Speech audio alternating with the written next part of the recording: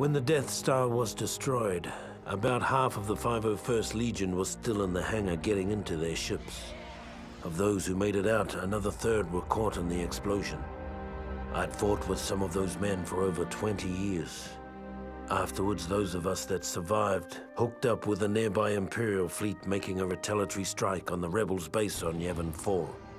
It wasn't the best thought-out plan, but we were cut off from our leaders, tired, and operating on instinct. If not for our training, we probably would have never gotten past their orbital defenses. What's up, guys? Welcome back to more Battlefront 2. So it's time for the final space battle of the Rise of the Empire campaign. And this one, because it already demonstrated, this might be one of my favorite missions in the second half of the campaign. And this is going to be a big space battle too, because we've got to destroy a lot of stuff here. We've got to destroy 4 of these transports. These are called GR-75 medium transports. And they make several minor appearances in the films, including they are the transports that attempt to escape from Hoth in Empire Strikes Back. And they're not really seen in Episode 4, so they don't really have any place in this encounter. But there's 4 of them. They are the same type of frigates that we can fight in instant action. There's also the frigates that we fight in instant action are Corellian corvettes as well. So the Republic has, the Rebellion has 2 different types of frigates. And we're going to be taking these out. They're actually pretty weak, at least in this particular encounter. These are weakened versions, I guess. And the heavy ship guns from our Imperial-class Star Destroyer are actually doing quite a bit of damage to them, too. I just discovered those heavy beam turrets. So it's very important that we kill them right away with the TIE Bomber, because we have a very short amount of time before they're moving. We have a very short amount of time before they clear our Star Destroyer and make the jump to hyperspeed. So we definitely want to take them out fast. A lot of new enemy fighters here now are finally fighting the Rebellion in space. The Rebellion has a Mon Calamari cruiser as their capital ship, and the fighters are standard Y-Wings, X-Wings, and A-Wings. The Y-Wings are the bomber class, are also the slowest. They're the ones you fight the most often in the Star Wars TIE Fighter game. The X-Wings are a fighter class that have shields and have 1 proton torpedo launcher, and they don't have shields in this game though. Our next objective is to take out the 2 Corellian corvettes. Same rules apply. I don't think they're going to make the jump to hyperspeed anytime soon, but we still want to take them out because they are moving, and they have turrets on them, unlike the GR-75s, so they're going to be a lot more dangerous. And they're pretty big too. Although the scaling is totally off as usual, because this ship is supposed to be an entire level with the Tantive 4.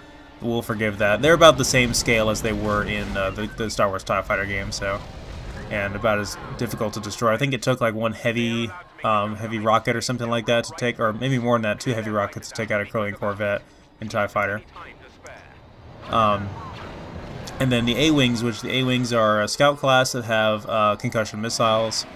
And now that we are going to be using the TIE Bomber, unfortunately, quite a bit here.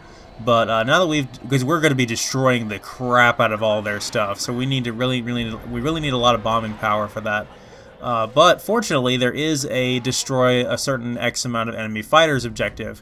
So we're going to be getting into the TIE Interceptor here, which is the fastest, or not, well, fastest in this game, the fastest, most nimble fighter we have access to, the scout class vehicle for the Empire, and we're going to be taking out about 10 or so enemy fighters.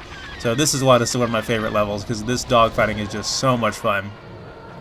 And this level also blatantly gives us examples of how the Rise of the Empire campaign missions will start spawning in fighters. It almost looks like the fighters are just like jumping into the system from where you are and just joining the fight, even though you never see an enemy unit actually get into them. In instant action, all fighters have to have a unit that's actually gotten into them from the hangar and deployed from the hangar.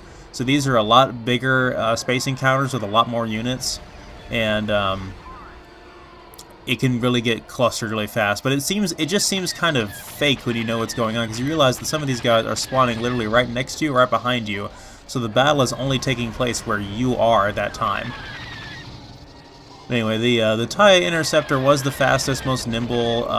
They also start unshielded as well in TIE Fighter, but eventually you do get shields for them, and But you get craft like the TIE Advance and the TIE Defender in the TIE Fighter game that make this thing obsolete, but it's still a lot of fun in this game.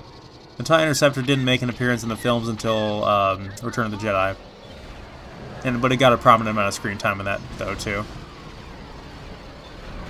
There we go. Well done, pilot. Beautiful. Alright, as short-lived as that was, we're going to eventually have to get back into the TIE Bomber and take out their heavy ship guns now, and then after that we got to take out their engines. Now we have another time limit because they're going to attempt to jump to hyperspeed right in front of us, and this is a risky move, but they're pretty desperate to get away, I guess. What this level is really supposed to be is it's supposed to be the battle for the Death Star, as far as, you know, what event is actually going on here in the film's timeline.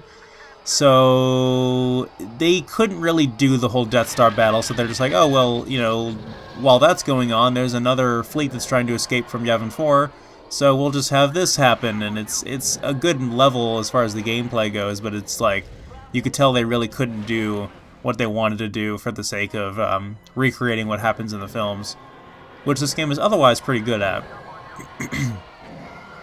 We also have our own frigates, the Victory II class Star Destroyers there, and they are very small, and they are also moving for some reason, but I don't think really they'll be in any danger of being destroyed by the Mon Calamari cruiser if they get too close, and even if they do, it's really no skin off our back. We don't take any, we don't lose any reinforcements from them being destroyed because they're AI controlled, and if this was an instant action battle, then yeah, we would lose points, or the enemy would gain points for destroying our frigates. Because how space battles work in instant action is you have an assault type mode where it's just the first team to get to like 200 points or something like that, and the amount of points that you get are determined on destroying fighters and destroying enemy ship systems. You get like 3 points for one fighter being destroyed, and you get like 15 or 20, something like that, from every depending on what, if you destroy a frigate or if you destroy an enemy ship's system. And these big guns do not count towards that, so I think they only are worth like 1 point or 2 or 3 points. Unfortunately, I think I have the cycling off on my bombing payload, so I'm not able to get a full run in on them and destroy them. I really need to reload them before I engage the next turret.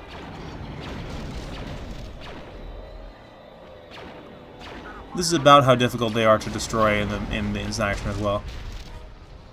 It would be really nice if I could get inside the enemy ship and disable their auto turret grid so I wouldn't have to worry about dodging their auto turrets.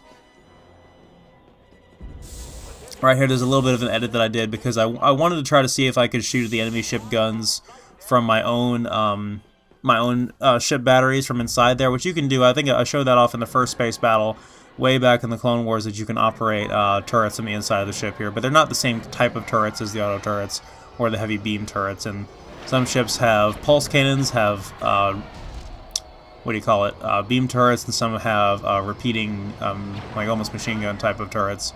And each ship varies depending on what it has and where they're located. And there's a lot of things you can't hit with them. They're really good for just killing fighters more so.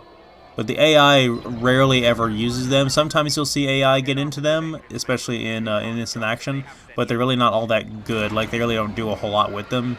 But a skilled player can take out a good chunk of the enemy fighters using them, assuming those enemy fighters are coming towards the ship.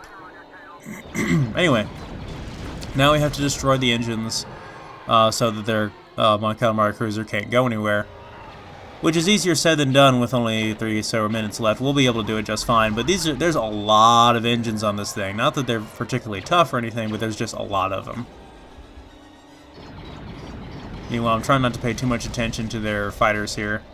I'm more so trying to focus on the engines, and if there's a missile coming at me, I'll just dodge it. Not hard for me. The single engines, I feel like, have less health than the double engines do.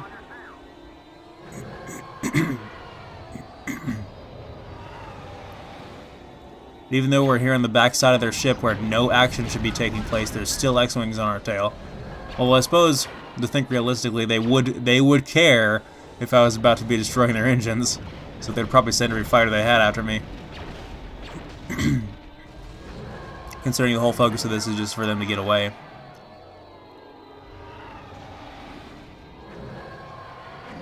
Mon Calamari cruisers are big too. They are huge, way bigger than the Venator class Star Destroyers of the Invisible Hand from the Clone Wars. And finding all the ship systems on them can be pretty difficult, but the engines are in a pretty obvious place. Yavin IV will fall Only one when left. the day is done.